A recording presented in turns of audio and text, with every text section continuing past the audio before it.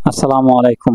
আজকে আমার ব্যবসা প্রতিষ্ঠানে এমন একটি ঘটনা ঘটেছে যে ঘটনাটি আপনাদের কাছে ভিডিও করে শেয়ার করতে বাধ্য হয়েছি।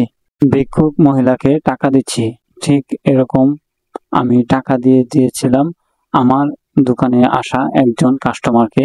আপনারা অনেকেই জানেন আমাদের রহমতগঞ্জ রাধাগঞ্জ বাজারের হাট জমে মঙ্গলবার দিন, আর এই মঙ্গলবার দিনই সবচেয়ে বেশি ভিক্ষুক আসে আমাদের বাজারে ব্যবসা প্রতিষ্ঠান থেকে টাকা ওঠানোর জন্য।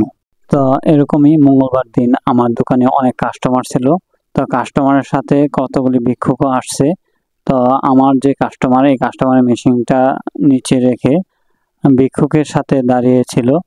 তারপর আমি টাকা দেওয়া শুরু করেছি। হঠাৎ করে টাকা দিয়েছিলাম আমার কাস্টমারকে, কারণ কোনটা ভিক্ষুক আর কোনটা যে আমার কাস্টমার আমি বুঝতে পারিনি।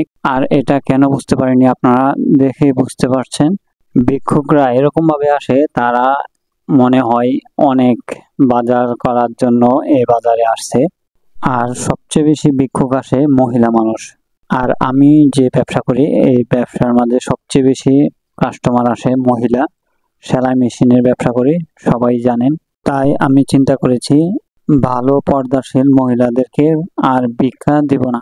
আপনারা কি বলেন? কমেন্ট করে জানিয়ে দেন।